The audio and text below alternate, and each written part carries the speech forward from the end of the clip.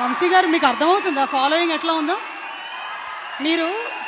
మీకు ఒక separate fan base create చేసుకున్నారు మీరు.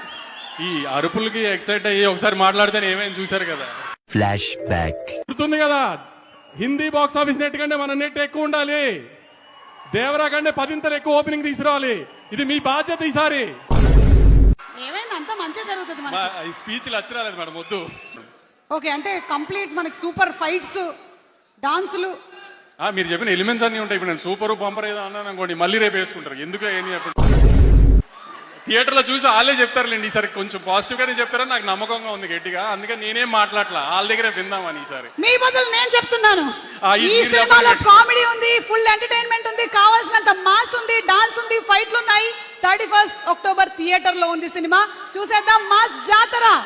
దానికి మాత్రం సుమా గారి ఇన్స్టాగ్రామ్ హ్యాండిల్ వాడుకొని తిట్టాలంటే మాత్రం మీరు తిట్టాల్సిన అవసరం రాదండి, నాకు తెలుసు. తిట్టాల అవసరం రాదని అనుకుంటున్నాను డెఫినెట్ గా. కానీ మరీ ధైర్యంగా చెప్తే మళ్ళీ ఏం తిడతారని కూడా చెప్పలేకపోతున్నాను. ఈసారి ఏం జరిగినా మాత్రం దుబాయ్ అయితే వెళ్ళట్లేదు, టెన్షన్ పడకండి.